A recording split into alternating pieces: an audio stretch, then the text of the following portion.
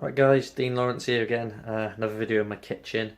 We're going to do a bit of talking about what lipos I use. I'm going to attempt to take some footage of my techniques for soldering,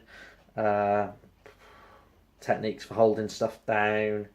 Yeah, let's get on with the video. So battery wise, at the moment I'm running these Florion 4S lipos.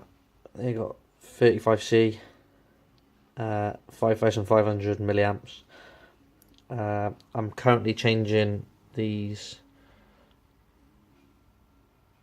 xt60 connectors to xt90s. Solder wise, I am using this 2% flux super rosin solder wire, made in China as everything is, and it's 0.8 millimeters. I find this stuff really good to solder with. I've used like 1mm thick stuff and it's just a nightmare really, so that's the stuff I'm using. Other people probably using other stuff, but that's what I find works for me. Let's have a go at soldering.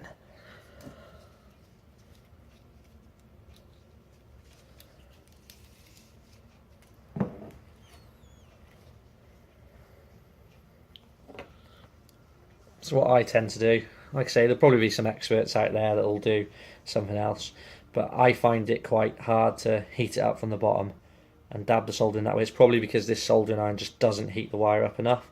Like I say, I am no way a soldering expert. I literally taught myself to solder probably all of a month or so ago, if that. So I'm just have a go.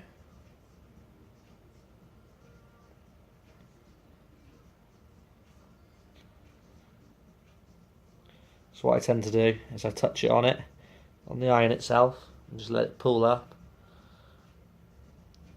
It'll start sinking its way through the wire. Now the aim here is to literally just get enough solder on there so that I can fill the connector up with solder, and then I'm going to press this to the connector. Heat it so it just falls through it. Not falls through it, sticks through it, whatever you want to, technical term you want to use for it. There we go, there's a bit of, yeah, like I say, I'm no solder expert, but that's why I do the end of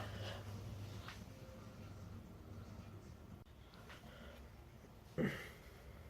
Obviously make sure you use the right side of the connector.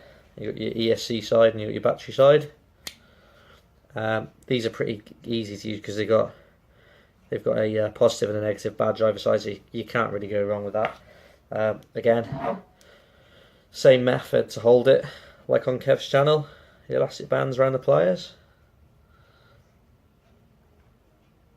Now what I tend to do, I tend to angle this connector that way, so there's a slight down slope there. Reason being is what I find is the solder tends to just fall off the edge, and I want it to pull back on itself and just slowly build up to the end.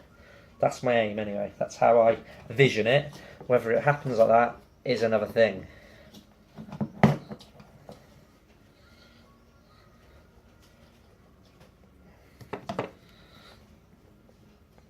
I'll keep stressing to you people, I'm no soldering expert. I'm literally just making this video to try and help a few people, you know, struggling. Yeah, I could really do with cleaning this soldering iron off.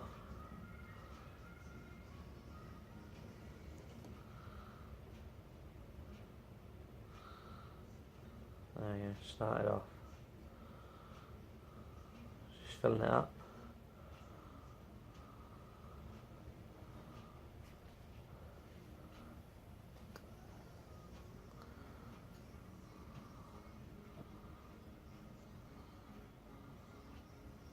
Right to the edge, just like that.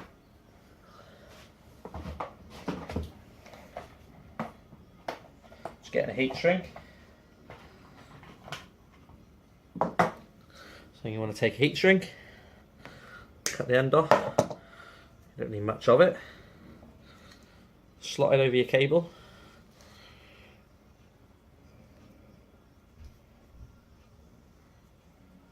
Yeah, a bit tight. Get it a bit further down to the fatter end.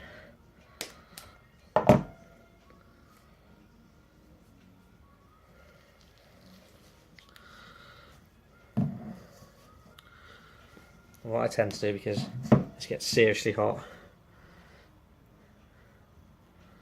you want to push your heat shrink as far down to the bottom of the cable as possible, because if you have it too close to the end, your heat shrink will end up shrinking on there while you're trying to do this. So I just sit it straight over. It's quite time consuming, it can be. Does take a little bit of patience. You just sit that over it like that. There's a waiting game. A little bit of pressure on there. Yeah, I'm failing at the moment. Like I said, I'm no soldering expert.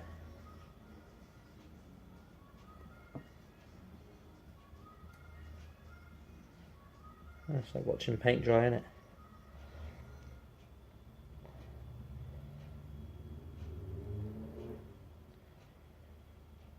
Yeah. This is all preparation for tomorrow's bash session. You get some more videos up on the channel next week. We've got a few different RCs coming into the channel. So we've got a mate of mine, Gary. He's got a Basher, Hobby King Basher Sabertooth. It's a relatively cheap RC, but we've took it out before and we haven't actually filmed it. And to be honest, I was really impressed with that RC. I mean, blimey, it took an absolute beating. I mean, for the money he paid for it, it wasn't a lot of money at all, and it really outperformed Gareth's Truggy, in my opinion, just for the cost, you know, the cost of it more than anything. No, this is taking ages. Yeah, make sure you clean the tips of your soldering iron and get one that can actually put a decent amount of heat for it. So I'm failing here at the moment.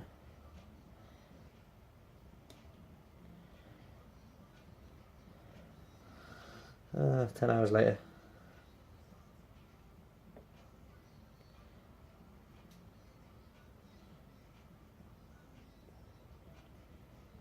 Yeah. My fingers are starting to get warm now.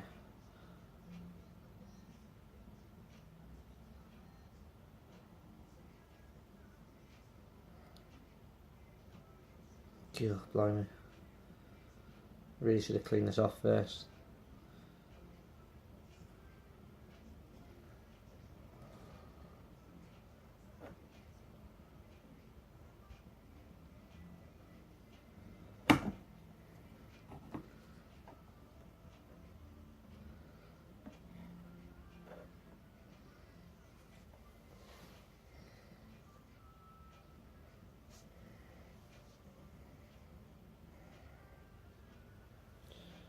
Right, it appears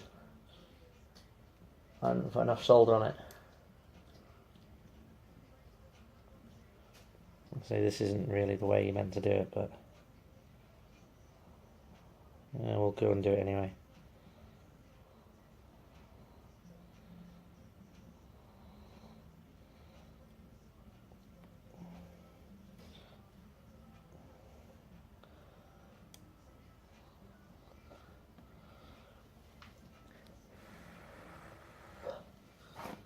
It's always wise to sit your soldering iron on something metal as well. To be fair, that is a pretty poor join. But yeah, it'll do.